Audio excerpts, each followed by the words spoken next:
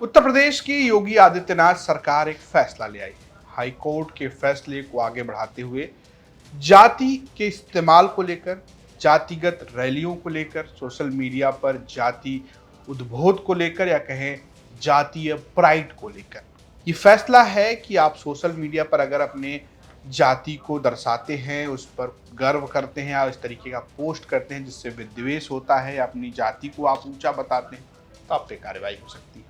इसके अलावा एफआईआर में जाति का नाम नहीं लिखा जाएगा, जातिगत पट्टियां नहीं लगेंगी, बोर्ड नहीं लगेंगे, ये सब भी इस पूरे फैसले में है। इसी फैसले में एक लाइन है कि अब जातिगत रैलियां नहीं होंगी, जातिगत चौपालें नहीं होंगी। और इसे जोड़कर देखा जा रहा है समाजवादी पार्टी की पॉलिटिक्स से, क्योंकि वो करती है पीडीए यानी पिछड़ा, दलित और अल्पसंख्यक आदि आबादी की पॉलिटिक्स।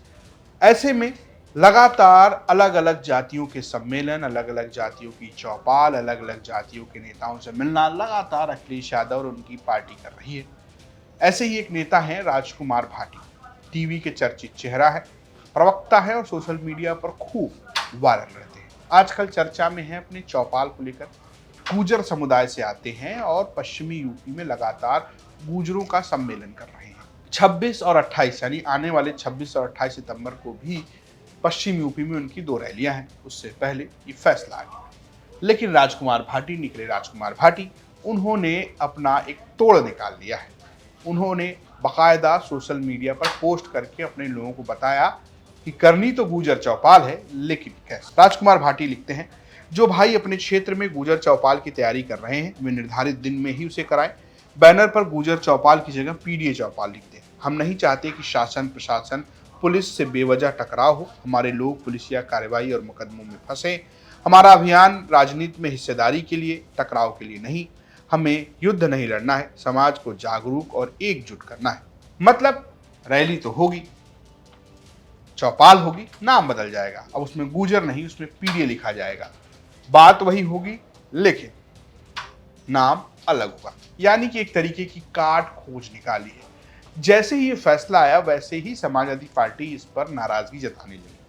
दरअसल हाईकोर्ट में प्रवीण छेत्री नाम के एक व्यक्ति ने एक मामला दाखिल किया जिसमें एफआईआर में उनके साथ के लोगों की जाति लिखी गई और जिससे उन्होंने कहा कि उनका नुकसान हुआ। इसको लेकर हाईकोर्ट ने एक फैसला दिया।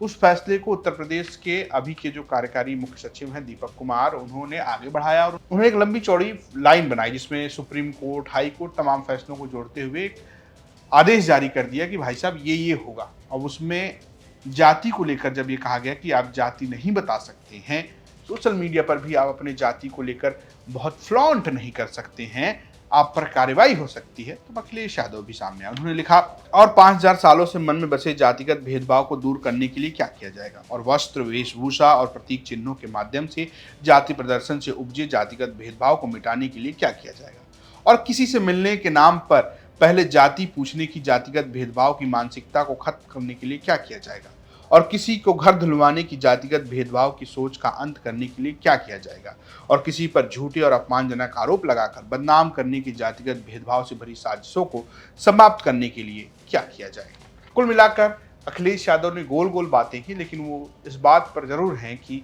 जब जाति पूछकर या जाति के आधार पर उनका घर धुलवाया जाता है, अखिलेश यादव हमेशा योगी आदित्यनाथ सरकार पर यह आरोप लगाते हैं कि जब उन्होंने मुख्यमंत्री आवास खाली किया, चूंकि वो एक जाति से आते हैं, उनकी जाति यादव है, इस वजह से उस घर को गंगा जल से धुलवाया और छिड़का गया। ये बात अखिलेश यादव हमेशा आरोप लगाते रहे।